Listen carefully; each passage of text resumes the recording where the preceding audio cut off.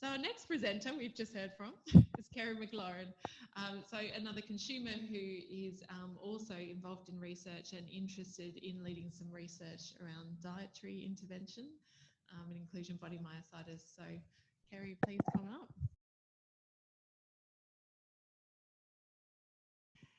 So for those that don't know me, I'm Kerry McLaurin and I am an IBM patient. And I'm talking today about food, mood, fatigue and muscles. So some of you might have heard me talk about food before, and I want to share what's brought me here today. So I'm just going to talk about 5 things. So my food and myositis story, what evidence there is that food research would be worthwhile, why undertake food or dietary research in myositis, which diets or food to research, how and who, and what's next. So this is me in 2015 with my twins who were in year 12, and it was actually their ball that led me to my diagnosis. I know that Ian's been showing us how useful these devices can be. Well, this was like the device that ended up sending me to the doctor. My son, bless him, wanted to have the pre-ball drinks at our house. My husband was working overseas and I thought, oh, just get out a bit of paint and put a bit of paint over the pergola. And I couldn't get up on the step. Now, in the previous years, I'd been to my GP about weak hands, stair climbing difficulty. She was like, oh, it's your age, probably got arthritis, you're overweight, you're unfit, you need to go away, lose 20 kilos, start exercising. I had severe fatigue and a few falls, but I'd had a really bad virus, we'd been moving countries, I have recurrent shingles, all these types of things. She was like, do more exercise. And I had swallowing issues that I didn't actually realise. And it was actually this little fellow, our little Brittany dog, who sent me to the GP because I could no longer get his lead attached to this halter we had to put on him. So off I went to the GP, and this was the beginning of me making a diet change. My GP thought I had multiple sclerosis or motor neuron disease and referred me to a neurologist. And this was also when I worked out, yes, I have swallowing issues, etc. And I was somewhat horrified. It was also the introduction to all the acronyms that you get in this world of medicine. So MS or MND, my career had been in research, but like social research, government marketing. I did do some food research, but it was more about beer testing for the Swan Brewery or wine. I did a lot of work when I was overseas bringing new wines into the UK, but definitely not medical.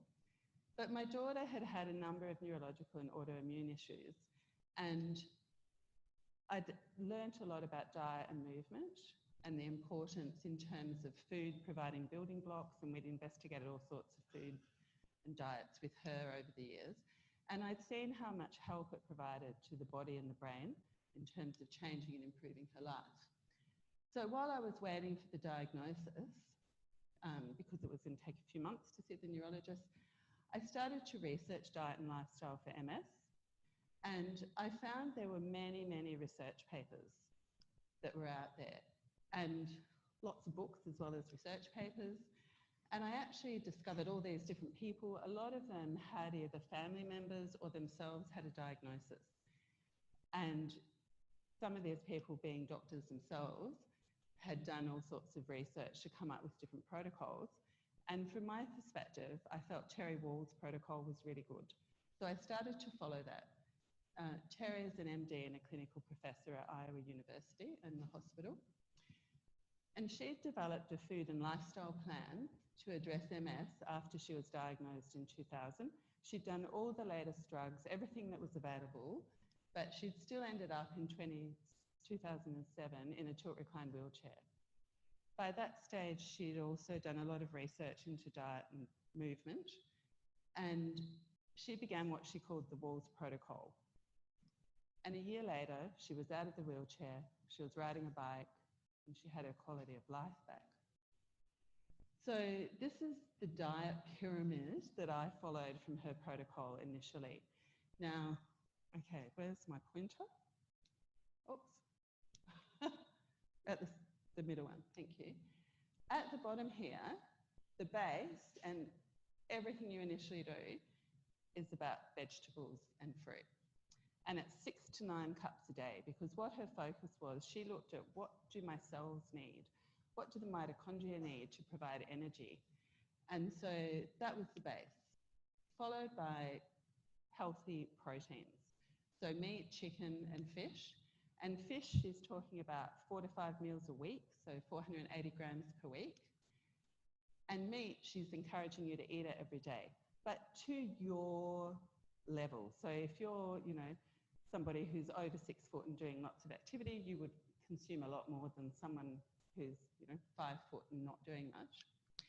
And then there are these additional foods, which tie into what Jerome was talking about. So your fermented foods, your seaweed, nuts and seeds, and healthy fats to feed your gut microbiome.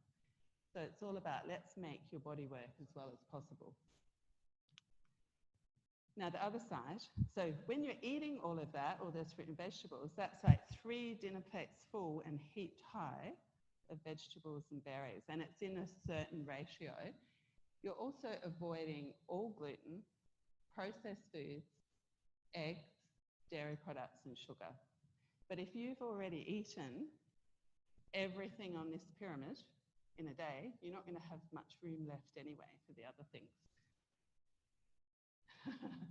So what happened for me? So this was 2015, and I'd already done some of this because as a parent, I was really committed to looking after my daughter's health. So we had a really super healthy diet, and she was already on parts of the Walls protocol. Now, within a few weeks, I actually stopped falling. So I've had those classic drop falls. My fatigue improved significantly. I went from often having 2 days a week where I struggled to get out of bed to having my energy back. And I could swallow supplements again at night, sorry. That was one of my key outcome measures, if you like. It was like, can I swallow that fish oil capsule at night? And prior to doing this, I couldn't get anything down at night, it would get stuck. Now, it seems almost too easy and unbelievable. And sometimes it's really hard to do. So then I had some experiences of going to morning tea at my sister's, and there were scones and jam and cream, and I would eat them. Now, I would also find if I ate dairy, sugar or grains, or if I dropped my level of vegetables, within 24 hours, my swallowing problem would return. Now, over time, as I've stayed on it, it's no longer a 24-hour feedback, which is a bit bad, really, because now it means I can do it more often and the impact comes later. The other thing I noticed was I would be exhausted and I would even fall again. So I decided then I should continue on with this diet and the lifestyle change, and it was low risk and I could see it was having significant impact on me. So at the end of 2015, I was diagnosed with inclusion body myositis, so IBM. I get to add another acronym. And my first question was, okay, what helps? I was already going to the physio at that point, and it was like exercise, otherwise nothing yet. Yet. So I researched, because here I am going, well, diets had a huge impact when I thought I had MS. So I researched diet and myositis, diet and IBM. And what I found, with a link to the Myositis Association in America, was a presentation of a master's paper from Rosemary Istra, who's a dermatomyositis patient, where she'd done a study on the autoimmune protocol diet. And from what I could see, it was really similar to the level 1 diet within the Walls protocol.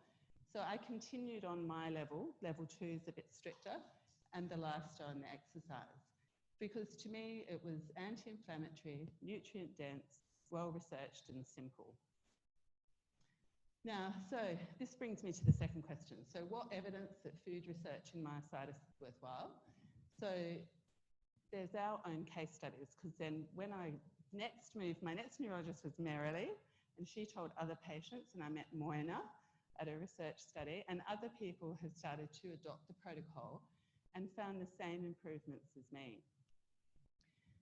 Then we had this study from Rosemary, and this was actually with 17 myositis patients.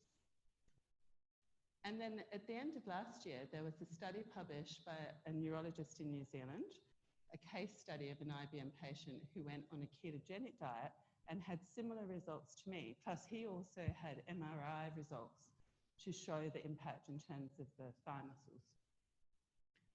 I'm going to tell you a little bit more about this study because this is, I guess, it was really important for me to see this, and I think it gives a good overview. So the 17 patients in Rosemary Istra's paper were from the Myositis Association in Texas. So 10 with polymyositis diagnosis, 4 dermatomyositis, and 3 with IBM. And she had used a modified crossover design. So the experimental group went on this anti-inflammatory diet, and she had a control group on their usual diet. And she added a few things to control the placebo effect. So those on their usual diet had to still check in with them. They had to do things like use certain brands of yogurt and different products. Now, the diet itself was aligned to the USA Food Pyramid, but with high levels of antioxidants and omega-3 fatty acids. And what they did was they followed the diet for 12 weeks. So we're just talking about 4 months. It's not a very long period of time. And they measured at the very beginning at 6 weeks and at 12 weeks. And they looked at 5 outcome measures. They looked at mood using the Beck Depression Inventory. They looked at arm muscle strength, leg strength, and grip strength. And they looked at ease of activity, where she used an assessment of how people found it with standing, walking, lifting things like a glass of water or a 2-litre jug of milk, a gallon, of course, being in America, shopping, exercise, etc. Now, this is an example of sort of like an anti-inflammatory food pyramid. So I contacted Rosemary and she was so excited that someone was talking to her about this, but she struggled to find all the original information she used. So she said it was an anti-inflammatory diet and people were given a list of the foods to choose from with some sample menus. And again, she also emphasised 5 fish meals a week. They were to avoid all pro-inflammatory or junk foods. And the diet was based on a couple of books that were published in the early 2000s. So what happened? All 5 of the outcome measures improved. This wasn't just a little improvement. This was statistically significant. So this is saying you could change your diet for 4 months and change your symptoms. So at both 6 weeks and 12 weeks, the experimental group showed an improvement. Now, the thing was too that there was some improvement at 6 weeks, and then it improved over time to 12 weeks. And I don't know how many people would know what their grip strength actually is. Does anybody know do you have it tested? Do you know how many kilos your grip strength is? Okay, so I know what mine is. And I know that when I was first diagnosed, in my right hand it was 6 kilos, and I managed to get it up over time. In this study, in this experimental group, they had an average improvement of 4 kilos in their grip strength in 12 weeks. And not only that, but the control group had all decreased by more than 2 kilos. So from my point of view as a patient, this is like, means you can do things. And that's what the ease of activity index showed too. So the other way it translated to real life, 11 of the 17 participants were on steroids at the baseline of the study. In the anti-inflammatory diet, all 5 of them that were on steroids were able to reduce their doses. In the control group, where there were 6 people on steroids, only 1 got to reduce it. So, who knew? Nobody told me. I was just lucky that I'd had this misdiagnosis suggestion in the beginning so that I went hunting for research on MS. So, why would we do the research? And I have to confess to having talked to Mary about this years ago, but for all of you with IBM, you know when you get IBM, it's like having another job. So this is the first time I've had the extra time to start looking at it. So the aim would be to reduce symptoms, slow disease progression, and improve quality of life while we're waiting for a cure. Now, who would we do it with and how would we do it? So who might be interested in the orange box at the top? Well, we figure patients, but also carers and partners, maybe healthcare professionals too. So the first step would be we need a survey to find out the current view. So we're proposing an online survey initially with patients and carers. And this would provide us with a baseline measure of like awareness and behaviour in terms of current diet and interest in dietary intervention. Now, to make sure when we go to look at this, we have a good picture of who we're talking to, we'd also look to collect information to have a profile of mood, fatigue, muscle strength, ease of activity, dysphagia, incontinence, pain, and exercise activity. And as part of this, and actually I have to say that I've got a better video of how to do a stool test, which I'll share with Jerome, because it would be great to actually include that as well. And another reason for doing the baseline measure would be we want to track changes over time. So our aim would be that we'll translate this research into health policy and procedures. So the aim would be that later down the track, assuming that this works for more people, we'll be able to go, look, and now people are starting to be aware of what they can do. Now, so which diets and food to research? So there's multiple and significant dietary intervention studies in other diseases. And of course, now there's a lot more information coming out about the gut microbiome. Which diets? There's a raft of diets that have been tried and tested. And our focus would be on looking obviously at myositis and autoimmune conditions. So we're looking at an anti-inflammatory, nutrient-dense diet, but it has to also be feasible and easy for people to follow and for us to track. So next, so it's my job to write the research proposal, but with Kevin's input as well. It's been great being involved with Kevin and Bruce in the other project. And stage one would be this online survey of patients and carers. Stage two would be the intervention itself. And even though I've talked about a study where it's only been 12 weeks, we'd hope also to have a part of it that would go on longer so we can see what happens over a longer period of time. And initially, we would probably look to do it with IBM patients and here in Western Australia.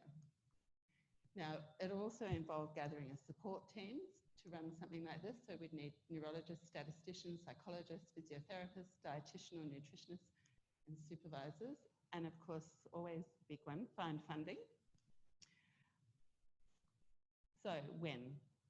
Ideally, we hope to start in 2022. And as you can see, our focus will be very heavy on vegetables. And in the meanwhile, though, if you want to find out more about what I did and the other studies, there's a few ways there that you can find out about that. Thanks.